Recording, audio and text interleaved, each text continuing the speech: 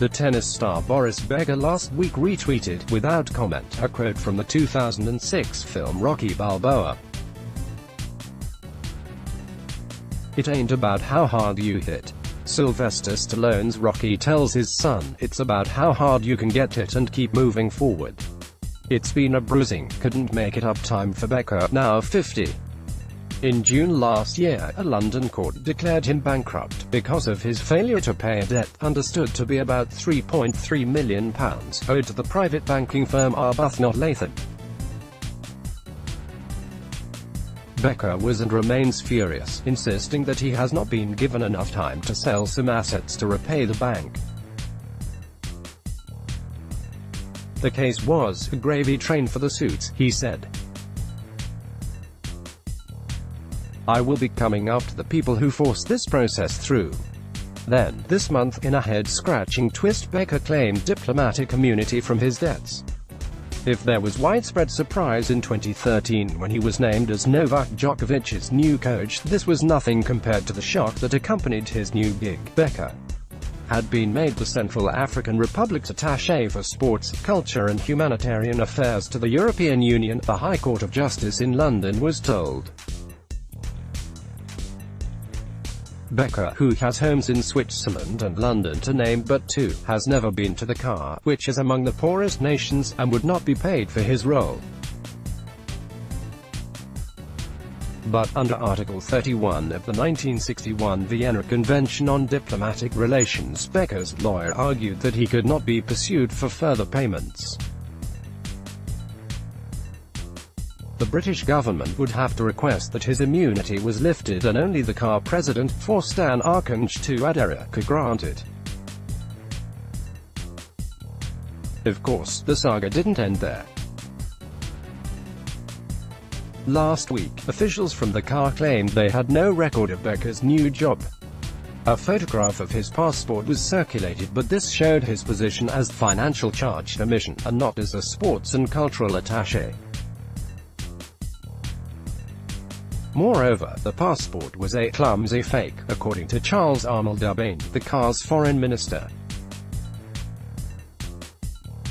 The serial numbers indicated it came from a batch of stolen passports. Dubane's confusion seemed pretty damning. For any diplomatic passport to be valid, it needs to be stamped and signed by him. And the turmoil continued. Last Wednesday, in central London, a viewing was held for an auction of some of his most prized possessions. The sale, a timed online auction that reaches its climax at 1 p.m. on Thursday, is not at Becker's instigation. All proceeds go to his creditors.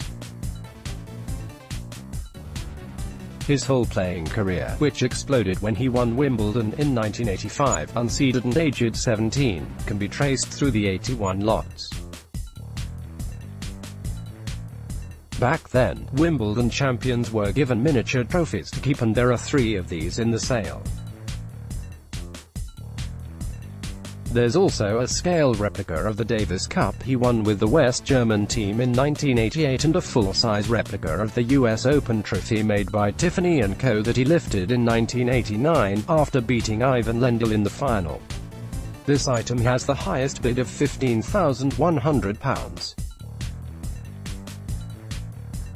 Terry Madden, director of Wiles Hardy, which is overseeing the sale, expects some lots to go for significantly more, perhaps even 6 figures. "You always look at, do they have comparables in the marketplace," he says. "And in doing my research, I haven't found any. And the provenance is proven, so I really wouldn't like to put a final figure on it. I'm hoping I'm pleasantly surprised." When Madden met Becker, did he have the sense that he was finding it hard to part with the effects, which also include watches, a pair of tennis shoes and a signed photograph from the president of Germany after Becker won Olympic gold? Emotionally, he replies, "Yes, I would have thought it was a fairly emotional situation for him." During his tennis career, Becker won 6 Grand Slams, including 3 Wimbledon titles. Photograph Chris Cole, Getty Images. But then, in some ways, it has been a turbulent couple of decades for Becker. He retired from tennis in 1999, at 31, having won 6 Grand Slam titles and earned about £19 million in prize money. Even without adjustment for inflation, he still features in the all-time top 10 for money made playing the sport. In retirement, he has also had success, most prominently as an eccentric commentator and pundit for the BBC's tennis coverage, which the channel has confirmed he will be doing again this year. His 3-year stint as Djokovic's coach saw the Serb play the best tennis of his career and win 6 major titles.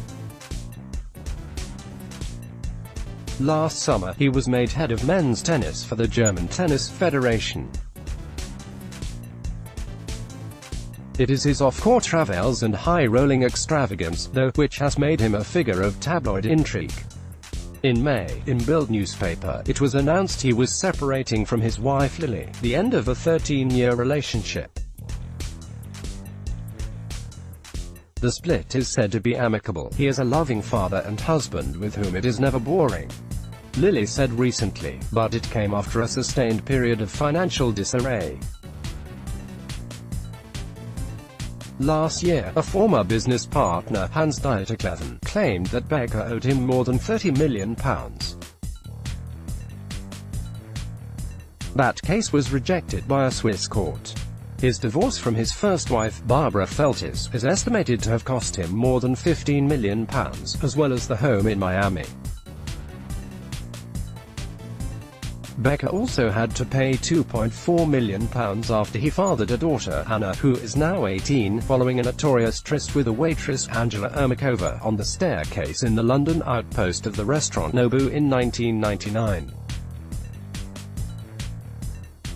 Though, to clarify, there was no broom cupboard, he told Piers Morgan on ITV's Lifestories in 2009. There is a sense of sad desperation about Becker's attempt to claim diplomatic immunity. Not least because the car, which has recently endured a civil war and famine, is such a mess. By some measures, it is the world's unhealthiest country, as well as one of the worst places to be a child. There is also substantial legal doubt that he would be protected by his diplomatic status anyway. The first mention of any connection between Becker and the car came in April. This means, therefore, he is looking to secure a retroactive protection, which there is no guarantee he will be given. And why would the car risk any kind of diplomatic incident with the UK just to protect Becker? Right now, Becker's public pronouncements made through social media mainly relate to his concern that Germany might not make it past the group stages of the World Cup. These may, however, soon be the least of his worries. Perhaps Becker can take solace from Rocky Balboa again. Life is about how much you can take and keep moving forward. Stallone goes on to say. That's how winning is done.